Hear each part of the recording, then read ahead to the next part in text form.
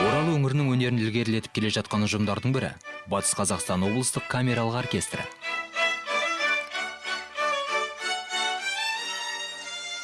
Камералық оркестрдің ерекшелігі ол классикалық музыканы насихаттаушы ұжым.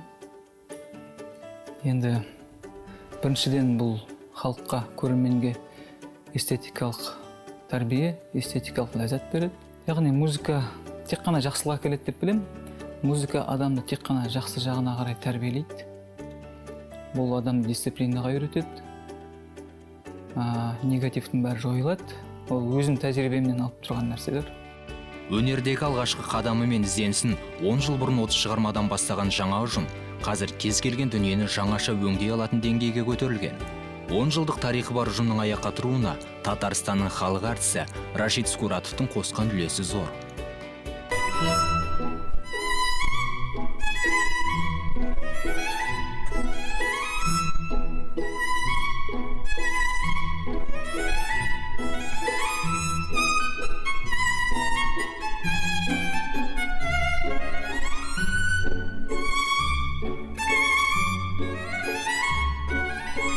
Репертуар жөнінде біріншіден айтып өту керек. Біз осы камералық оркестр құрылғанымызға 10 жыл болды. Репертуар ашылған кезде 30-дан астам шығарма болды репертуарымызда. Одан кейін мен өзім түрлі аранжировкалар, оркестровкалар жасаған болатын. Классикалық шығармалардан және заманауи шығармалардан, әндерден жаңағыдай аздап репертуарды ұлғайта бастадым. Одан соң бізге көптеген өнер майталмандары келіп бізбен бірге өнерлерін көрсеткен болатын. Ол яғни дирижерлар. Бірінші айтып өтетін Рашид Скуратов. Ол кісі Татарстан халық әртісі. Әлемдік деңгейдегі дирижер. Ол көбінесе Европа елдерінде концерт береді. Сол кісімен біраз уақыт бірге қарым-қатынаста болдық. Бізбен көптеген концерттерін берді. Ол кісі бізбен жаңағыдай орындаушылық өнерін өсіруден былай көптеген репертуарымызды байытты. Ұжымдағы өнерпаздар музыканы терең түсінеді. Мәселен, оркестр құрамындағы Бейбарыс Рашид ішкі сезімдерін музыкамен жеткізе алатын кәсіби маман.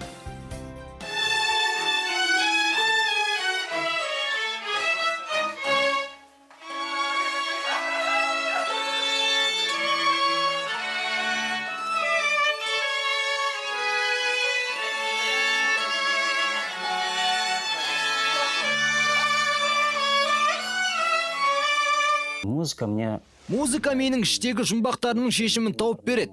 Мен бұл арқылы қуанышымды да, қайғымды да, махаббатымды да жеткізе алам. Барлық эмоция музыка арқылы шығады десем артық емес. Маған өте қатты ұнайды. Бұл нағыз психологиялық терапия деп айтар едім. Тек музыка және мен. Ал оркестрге келетін болсақ, құрамдағы музыканттардың бәрі еңбекқор. Тыңдарман мен көрерменнің көңіліне шығу үшін тер төгеді. Олардың мақсат мүдделері бар. Репертуары сан алуан ұжым әлем классиктердің шығармаларын нақышына келтір орындайды. Классикалық музыканың Оралға келуіне әлемге танымал скрипкашы Марат Бейсенғалиевтің сіңірген ерен еңбегін ұжым үлкен мақтанышпен айтады. Батыс Қазақстан облысына, жалпы облысқа классикалық музыканың келуіне негізін қалаушылардың бірі ол біздің маэстро, әлемдік тандағы жұлдызымыз, біздің батыс өңірінің тумасы Марат Бейсенғалиевтің тікелей қатысы бар. Оны айтпай кетпеуге болмайды. Себебі 2004 жылы 12 мамыр айында Марат Бейсенғалиевтің оркестрі Оралда дүниеге келген болатын. Сол кезден бастап әртүрлі өнер иелері, әр жақтан, әр өңірден жаңағы жиналған өнер иелері келіп, осы Батыс Қазақстанда қызмет еткен болатын.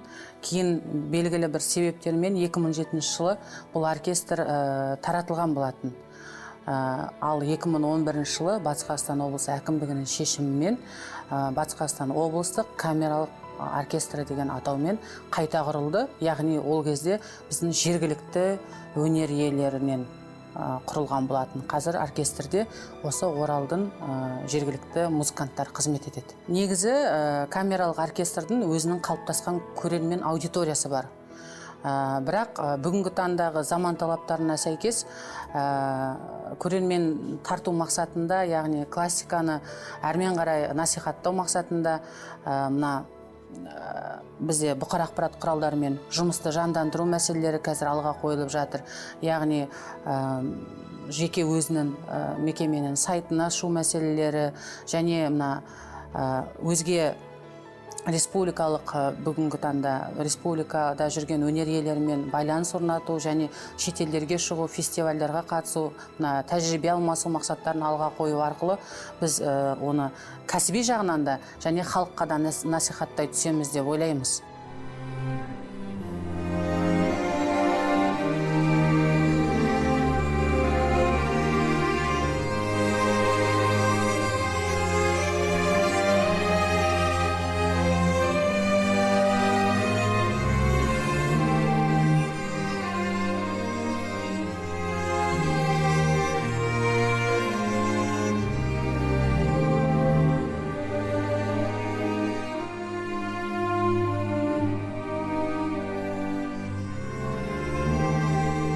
Облыстық камералық оркестрдің заман ағымымен бірге дамып келе жатқаны қуантады. Өнер ордасының есігі көрерменге жабық тұрған уақытта да ұжым онлайн форматта концерт өткізуін тоқтатқан жоқ.